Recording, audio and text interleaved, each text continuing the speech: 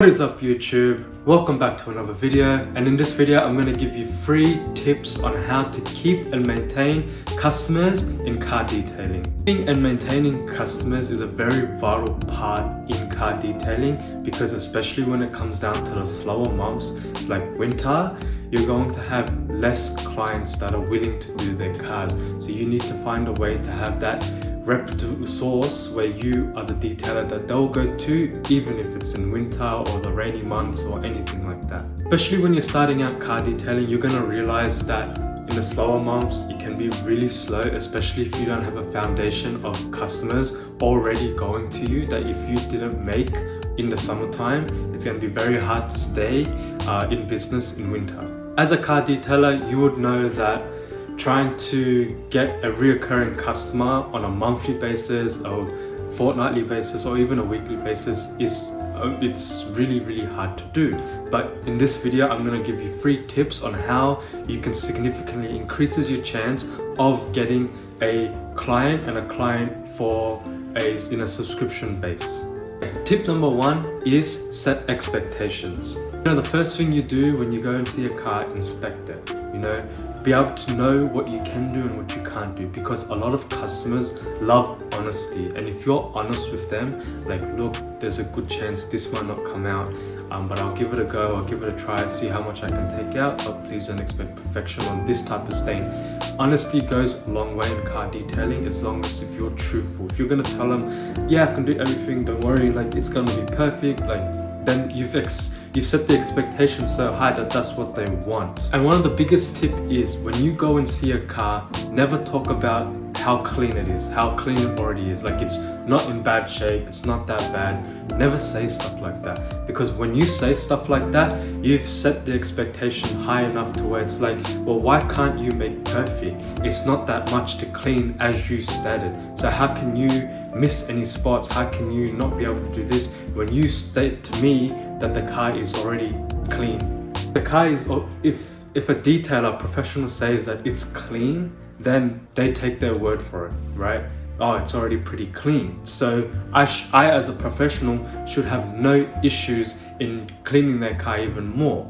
That is a dangerous path to go through, because once you go into that path and then when you leave and they sit in the car and they've seen you've missed a spot, then it leaves a bad taste in their mouth, because they're like, the detailer said the car was already somewhat clean.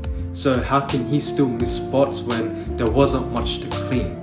So you have to be careful when you say that their car is clean, or even at the end of it, don't talk about how, oh, like the car turned out really well, like I'm glad like you come out really clean. Because once you say that and you leave and they get in the car and you've missed the spot, then they're like, well, he said it was clean. Like, it's like he's trying to gaslight me almost, like he's trying to, say, like, convince me that it's clean when I sit in the car when it's not. Like, he's missed spots, he's missed here, he's missed there. They're gonna notice it. So it's best off, let them compliment you. If they're like, oh, like it looks really good, it looks really clean, thank them for it. Don't be like, yeah, it's really clean, like, did this and I did that. No, because once you go that expectation route, they see that you've missed a spot, they're gonna be like, oh, he's missed spots, like how can I now believe what this guy says? So always set expectations, be realistic with them, and if you're good, let them talk about how clean the car is,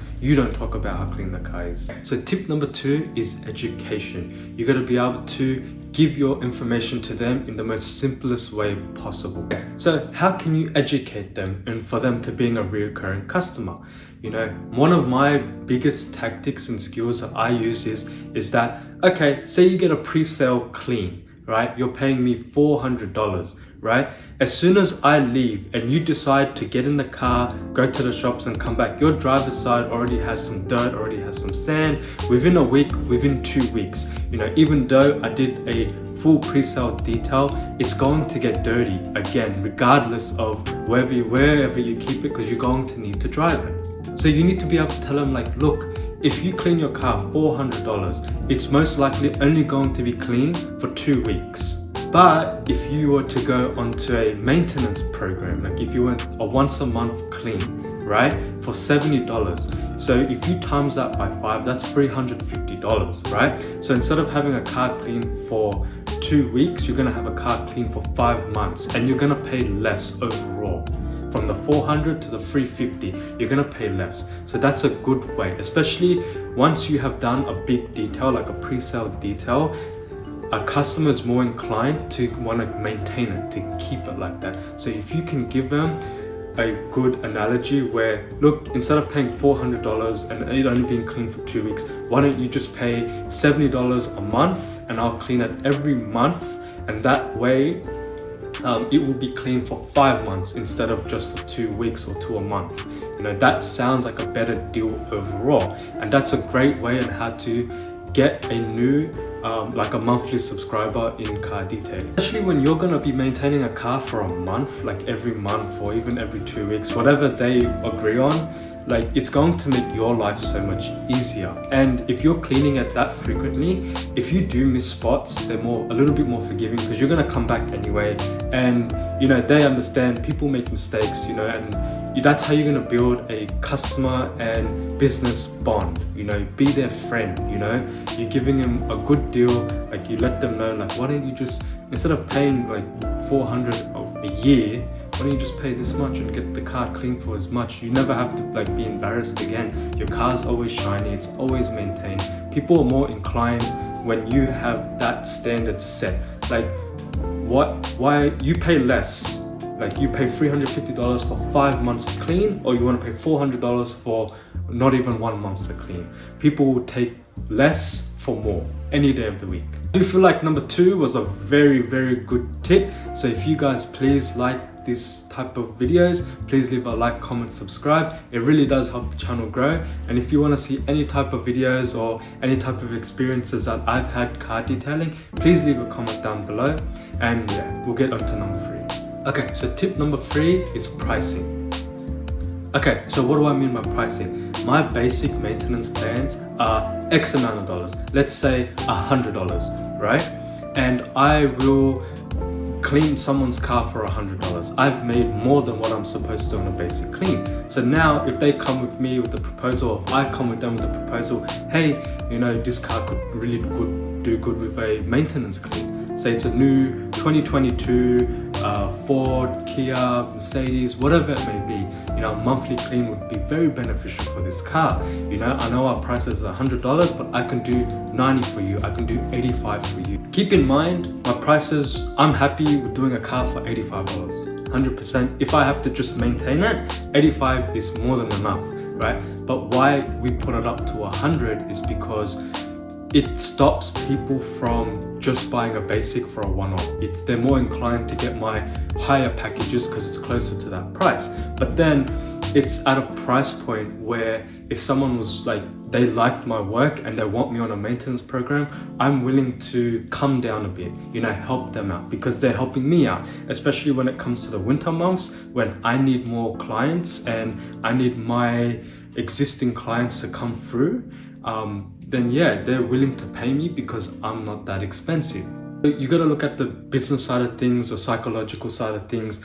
They're getting $100 value for $85. It's a good deal for them. I know definitely they're willing to pay $100, but when I throw them the bone, I throw them a cheaper price. They're willing to, instead of do it for a month, they might do it every 2 weeks, you know, even every 3 weeks. Like, so when you're a bit cheaper, you can play on your stronger side as well. And especially with pricing, like again, if someone was like $100 for a washing thing, they need it done, they have to get it done, they like your work, they're gonna do it, you know what, $100 is fine. But then when you come back to them, hey, why don't you just do a monthly thing, you know, I can give you X amount, I can give you 10% off, even 10% off, $90, you know, or you can go to 85, whatever it may be.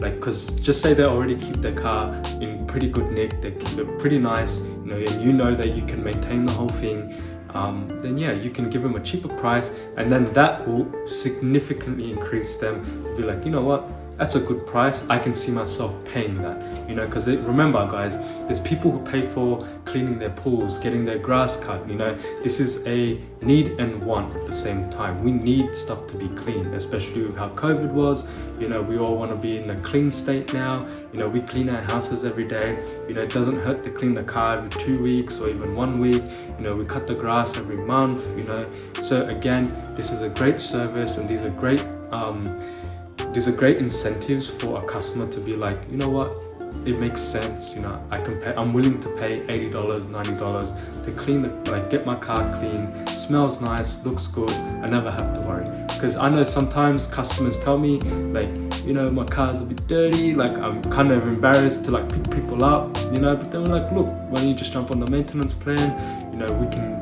$100 we can do it for, if it's a sedan, we'll be like, you know what, we can do it for $80 if you would like, you know, we come by, especially if they're close by, we'll be like $80, come by, wash and wax, just the wash, basic wash, clean the inside, maintain it for you, $80 a month, your car will always stay clean. And like the other two tips that I use, I'll use them on them, and they're more inclined to be like, you know what, it is a good deal, you know, he comes to me, I don't go to him, you know, he comes, he has the generator, he has the water tap, but again, I still use their water and tap as well. Those are more for emergencies now because of how expensive petrol is and the water, and I'm trying to keep a good price for everyone, and I don't want to put too much cost onto the customers because then they're more inclined not to come back with me because it's not a good deal. So, you know, if I do cheap cleans or like maintenance cleans, I'll just be like, look, I need your water, I need your electricity.